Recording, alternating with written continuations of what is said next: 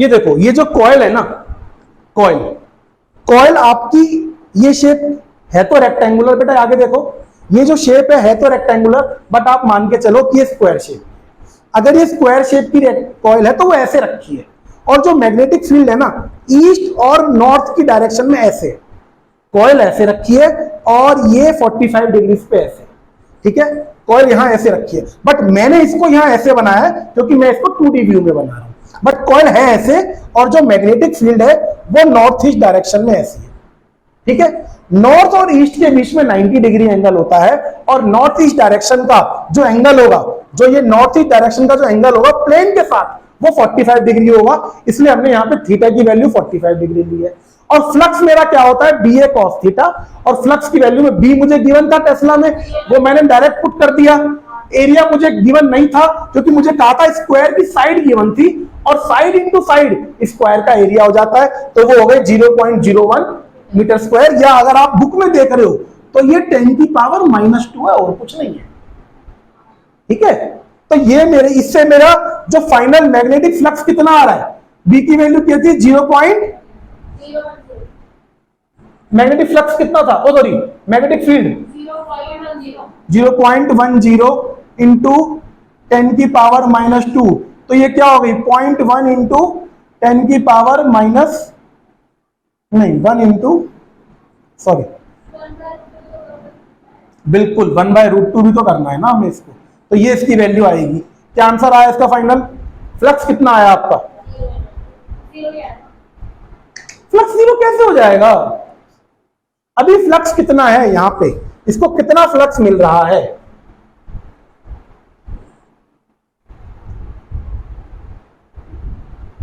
आप इसको देखो, इस वाली वैल्यू को यहां देखो, 0.10 इंटू 10 की पावर -2 इंटू 1/√2, इस 0.10 को मैं ऐसे लिख सकता हूं, ठीक है, तो ये क्या है, ऐसे लिख दिया, तो ये हो गया 10 की पावर -3 डिवाइडेड बाय √2, यही आ रहा है फ्लक्स। वहां पे वैल्यू कितनी आ रही है फ्लक्स की, हाँ बेटा वही तो वैल्यू है, आप इससे कंफ्यूज मत हो, सेम वही चीज है जो वहां पे लिखी है, और फ्लक्स का जो यूनिट होता है वो होता है वेबर्स, ठीक है। इस क्वेश्चन में मुझे कहा शुरू में मैग्नेटिक फ्लक्स इतना था, सुन लो, शुरू में मैग्नेटिक फ्लक्स इतना था, थोड़ी देर बाद फ्लक्स कितना हो गया 0, डिक्रीज होकर फ्लक्स कितना हो गया 0, तो फ्लक्स किस वैल्यू से किसी वैल्यू पे डिक्रीज हुआ है, इसका मतलब there is some change in flux, और whenever there is change in flux and EMF is induce, जब भी कभी फ्लक्स होता है तो क्या इंड्यूस होता है, एक ईएमएफ, तो ईएमएफ कितना हो जाएगा -d∅dt, तो ये कितना हो गया -d/dt ऑफ, पहले फाई कितना था, पहले फाई था 10 की पावर -3/√2, बाद में कितना हो गया 0, तो ये आपके पास क्या आ गया, ईएमएफ की वैल्यू आ गई, ये आपकी ईएमएफ। अच्छा dt, टाइम कितना चेंज हो रहा है, कितने टाइम में फ्लक्स इतना हुआ है, वो मुझे वैल्यू दे रखी है शायद 0.70, तो इसका जो आपकी ईएमएफ की वैल्यू आ जाएगी 10 की power -3 divided by √2 into 0.070 into 70, इसको सॉल्व करो, इसको सॉल्व करोगे तो इससे क्या आएगा आपका ईएमएफ आ जाएगा, ठीक है। ईएमएफ मुझे निकालना है, ये वेबर मैग्नेटिक फ्लक्स की यूनिट, मैग्नेटिक फ्लक्स की यूनिट है वेबर, लिखवाई थी मैंने, मैग्नेटिक फ्लक्स की यूनिट वेबर लिखवा चुका हूं, जब ये चैप्टर शुरू करवाया था सबसे पहले मैग्नेटिक फ्लक्स के बारे में बताया था, ठीक है, तो ये उसकी यूनिट है। ईएमएफ मेरा इतना आ जाएगा, अब ईएमएफ आ गया तो उन्होंने ये पूछा है उस ईएमएफ की वजह से करंट कितना जनरेट होगा, करंट की वैल्यू क्या होती है, E = IR, तो इस ईएमएफ की वैल्यू को 10 की power -3 divided by √2 into 0.70 multiply by, क्या मुझे किसी रेजिस्टेंस की वैल्यू दे रखी है क्वेश्चन में, कितना ओम दे रखा है 0.5, तो ये जो वैल्यू है ये आपकी, सॉरी ये E है, मुझे क्या निकालना है I निकालना है, तो E/R करेंगे, अरे हाँ ठीक है भाई, ठीक है 0.5, तो ये आपकी करंट की वैल्यू हो जाएगी, ठीक है।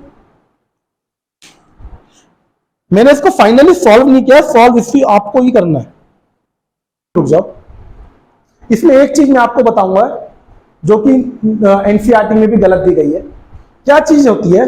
जो बेटा फ्लक्स होता है ना, वो होता है कि पहले कितनी, बाद में कितनी वैल्यू थी और पहले कितनी वैल्यू थी उसका माइनस। ध्यान से समझना चीज को।